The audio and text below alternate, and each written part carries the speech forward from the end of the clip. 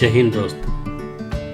In my last video, Things Fall Apart Part 1, I spoke about characters, places and events briefly. In this video, I'll be speaking about culture, identity and colonialism. So this is a very brief overview of the novel. In part 1, we find that the novelist Chinua Achebe introduces the protagonist of the novel, Okonkwo. Okonkwo, a very strong and determined person from Igbo community in Nigeria. Igbo community, particularly in fictional village Umuofia, and the novelist describes Okonkwo's childhood, his father Unoka's laziness, and Okonkwo's strong desire to succeed. It also shows Okonkwo's rise to prosperity, his marriage to 3 wives, 3 women, and then his children are also introduced. The first part highlights at the same time Okonkwo's shortcomings, his temper, his dislike for weakness, and his struggles with emotional expression. In part 2, the novelist introduces the arrival of British missionaries and colonial officials in Umuofia.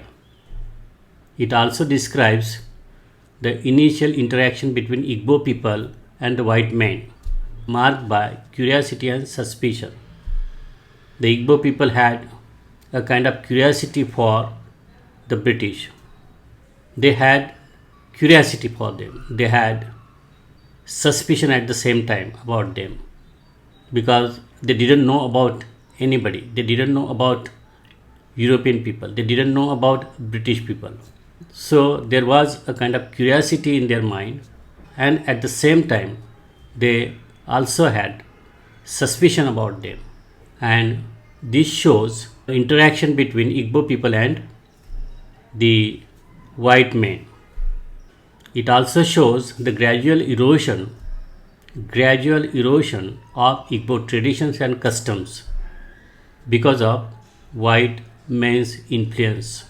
At the same time, we come across that Okonkwo tries to resist the arrival of the Britishers, and he tries to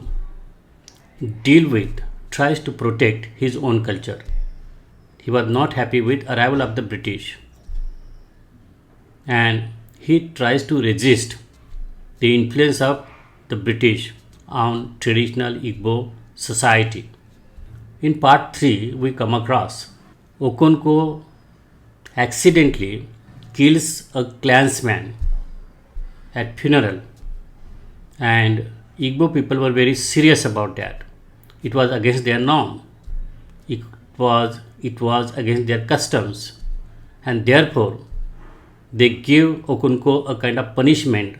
Though he was a leader, though he was a great wrestler, though he was highly respected in the community, he was exiled, and Okonkwo had to go to his mother's village, and name of that village is Mbanta. He lives there for a couple of years with his maternal uncle.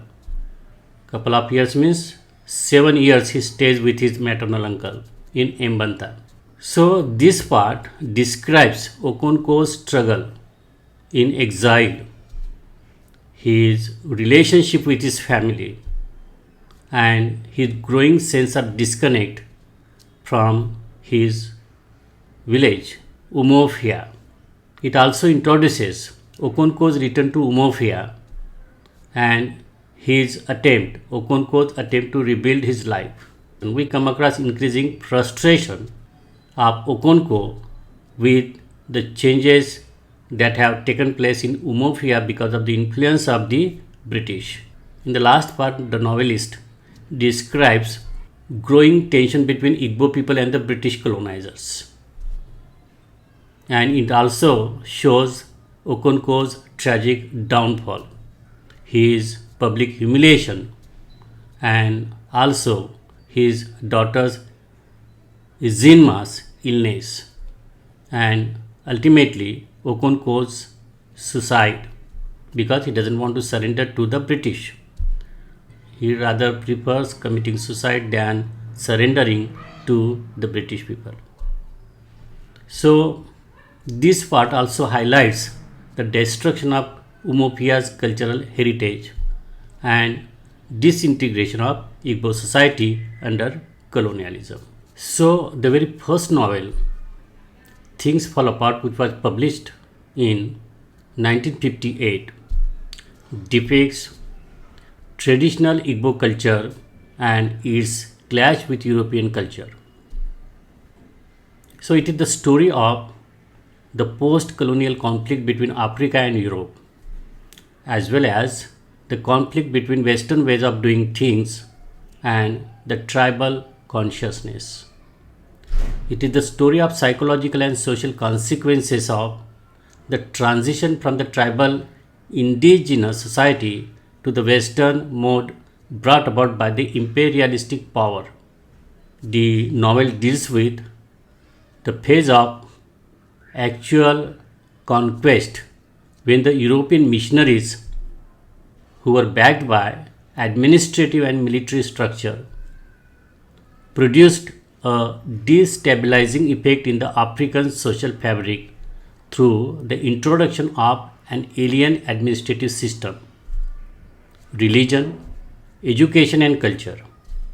He examines the destructive and disruptive impact of the crucial encounter, the encounter between the Igbo people, traditional Igbo community, and the British. So, it is a kind of violence that most of the African countries have experienced. In literature and society,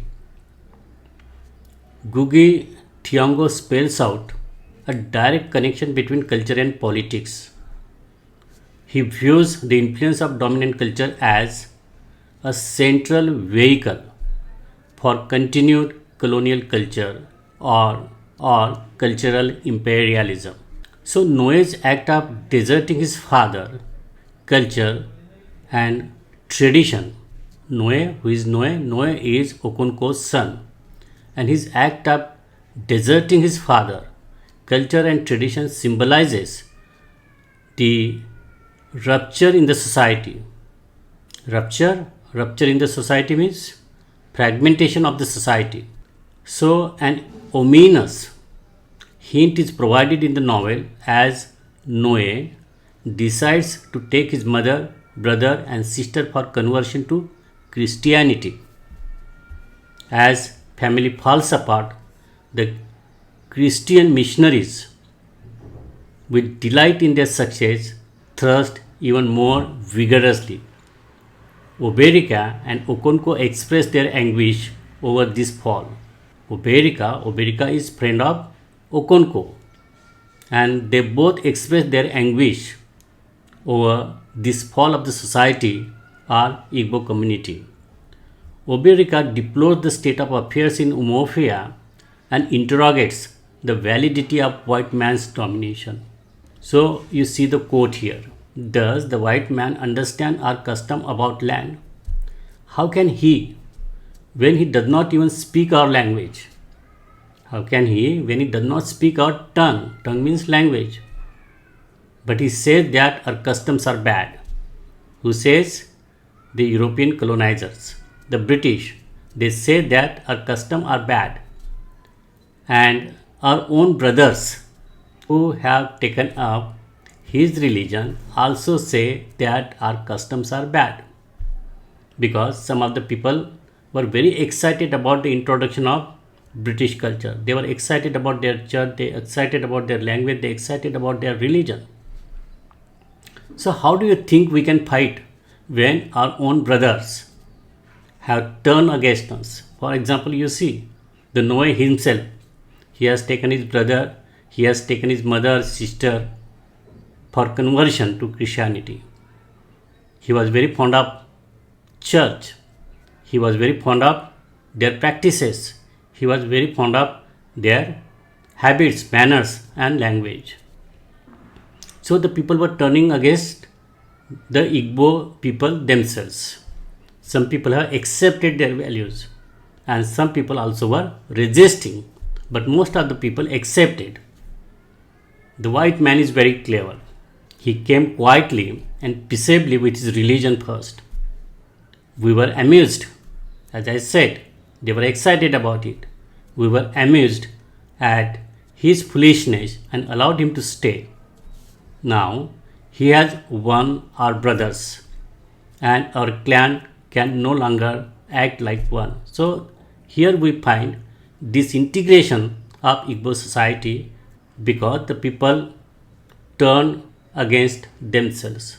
Some of the people turn against themselves because they accepted value system of the British European power. This quote, so we're talking about culture and identity here. This quote highlights the interconnectedness of individual identity and cultural heritage. In Igbo culture, a person chi means their personal god or spiritual guardian which guides their destiny. The proverb suggests that a person's thoughts and actions are aligned with chi. It means their destiny is governed by God. So we try to understand what kind of society or what kind of community Igbo is. It suggests that a person's thoughts and actions are aligned, are governed by the spiritual guardian or God Himself. It emphasizes the importance of cultural beliefs in shaping their individual identity. So, their individual identity is closely aligned to the cultural identity. Then, this is again very important quote. Oberika says, I fear for the future of our people. So, Oberika and Okonko both are worried. They are very anxious. They are very suspicious about the intention of white people. I fear for the future of our people. The white man is very clever. He has put a knife on the things that held us together and we have fallen apart. This quote speaks to the destructive impact of colonialism on cultural identity of Igbo community.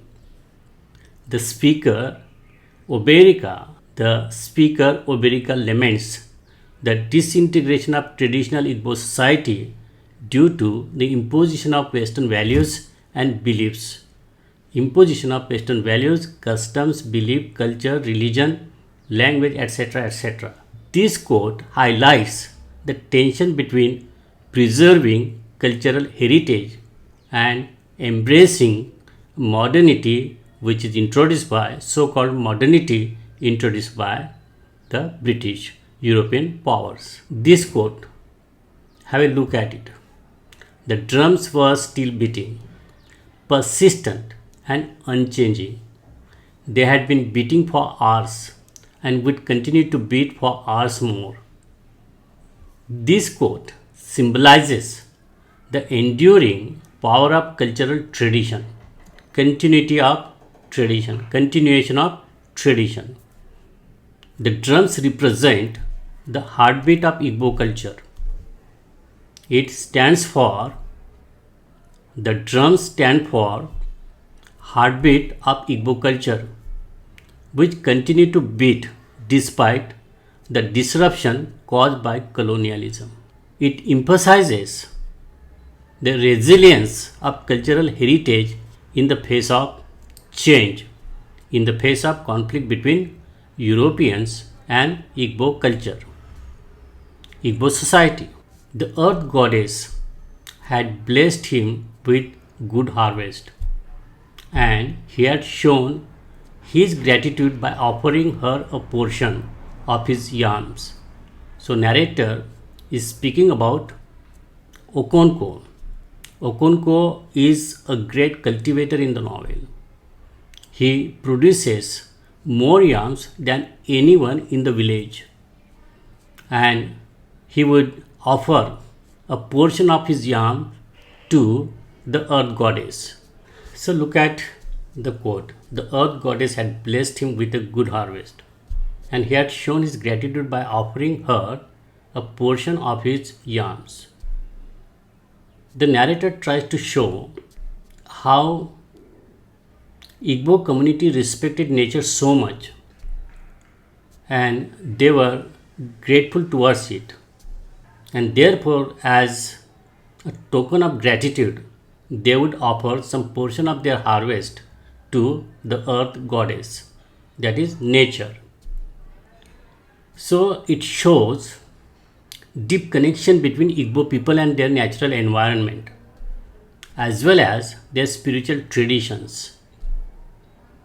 The earth goddess represents here the fertility and abundance of the land and blessings of nature, which is central to Igbo culture because they consider themselves children of the earth, children of nature. The very word umofia symbolizes this connection between people and nature. They consider themselves children of nature. So it shows or highlights the importance of gratitude and reciprocity and maintaining reciprocity in maintaining this connection between nature and Igbo community. Okonko says, I am a man of my people. I will not leave my land and my people. This quotation shows a very strong sense of cultural identity and connection to his community. Despite the challenges posed by colonialism, Okonko asserts his commitment to the people and to his land. It also shows the importance of cultural belonging and loyalty to the people and the land where he lives. This dialogue, the white man is very clever. He has put a knife on the things that held us together. Things means culture, identity, language, religion, practices, customs. The white man is very clever. He has put a knife on the things that held us together and we have fallen apart. So in this quote, we find that Oberika is lamenting the destructive impact of colonialism on Igbo society, Igbo community, brought about a kind of disintegration in the society. As I have said, they introduced their culture, their language, their religion, their practices, their customs, and people in Umofia readily accepted them. Most of the people in Umofia readily accepted them, very few resisted the impact of colonialism.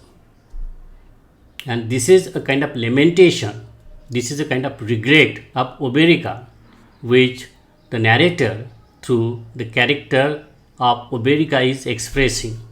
The church stood on the spot where the market used to be. So at marketplace, the church was built. The church stood on the spot where the market used to be. The church stood like a sign of triumph.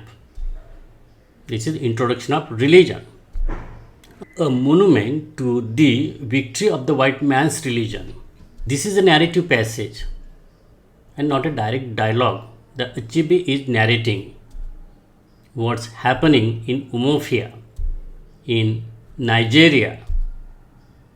However, it reflects the thoughts and observations of the narrator, who is describing the changes brought about by colonialism.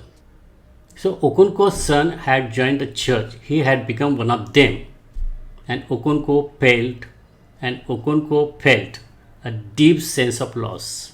This narrative passage describes Okonko's feelings and thoughts about his own son Noe and his conversion to Christianity.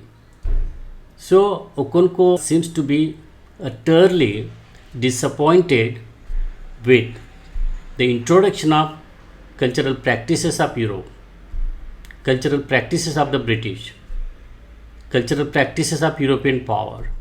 Okonko and his son Noe stand for Native African and Western culture respectively. Noe finds his culture, religion, tradition, and custom repulsive. He disdains them. He dislikes them so much. A rift between a rift between father and son emerges when Noe learns about his father's involvement in the killing of Ikmefuna. It is cultural practices to sacrifice human being, and he abhors it. Noe abhors it so much, and Ikmefuna, who Okonko loves so much, perhaps more than his own children. It is because of the dictate of the oracle he kills the child. He kills that boy, young boy, and it reinforces Noah's belief in the cultural practices of the European power, the British. So, for the act of killing Ikmefuna, he does not forgive. Noah does not forgive his father and community. A growing sense of rift, estrangement, and alienation from the values of manliness, bravery, and courage, along with the cultural practices of his society, engulfs Noah. An internal conflict in Noah's disturbed mind makes him look beyond the contours of his culture to find peace and solace. And he finds peace and solace in European culture, European practices and customs. This passage highlights, foregrounds the cruelty of European power, the British. So it is about the cruelty committed by the European colonizers. They killed him and tied up his iron horse. They have a big market in Abemi on every other Apo day. Apo day means sacred day. The people used to gather, people used to come together. And as you know, the whole clan gathers there. That was the day it happened. The 3 white men and the very large number of other men surrounded the market, and everybody was killed. They shoot. Everybody was killed except the old and the sick folk who were at home. So in this way, we come across the impact of colonialism and the cruelty of the European power. So not only that, they introduced their religion, their practices, their customs, but they killed the people. They did physical cruelty. It is not only the mental cruelty but physical cruelty the people were subjected to. And in this way, we see large scale of atrocities in the novel Things Fall Apart. In brief, Chinua Achebe in the novel Things Fall Apart condemns European colonialism but also recognizes its civilizing mission, because it's not one-sided. Chinua Achebe also identifies. Chinua Achebe is also aware of the shortcomings in Igbo society, in Igbo community, their blind beliefs, their practices, their customs. So not only he is criticizing the colonizers, but also his own people, his own culture, his own community. So Africa's encounter with European powers no doubt brought about some reformation in Africa and in African people. There is no doubt about that. But they also exploited natural resources, they also exploited people, they also committed cruelty in their treason to maintain their power. So post-colonial writers like Achebe feel more comfortable to live in Europe, to live in European countries like America due to its more liberal and civilized fabric of society. So we have to look at this novel from both the perspective positive and negative. In one of the interviews, Achebe acknowledges that he would prefer to stay in America than Africa. As he said, if I were to stay with Okonkwo, I would never do that. Try to understand shortcomings in character of Okonkwo, who represents Igbo society. The protagonist, Okonkwo, in Things Fall Apart, is an epitome of cruelty, illiteracy, oppression, separatism embedded in Igbo culture, and at the same time, resistance to territorial and cultural imperialism in the guise of European civilizing mission. Yet, Achebe is not unmindful of imperial nature of European powers, which erased, which made a very pernicious impact on native African civilization. Whatsoever, Achebe and Ngugi wa Thiong'o claim to have reclaimed their cultural heritage in their fictional and non-fictional writings. So we need to look at this novel from both the perspective, positive as well as negative.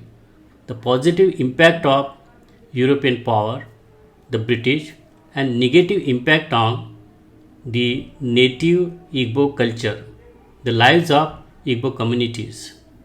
So we come across very objectively, Chinua Achebe tried to project the cultural encounter between Igbo community and European power. Thank you. Jai Hind.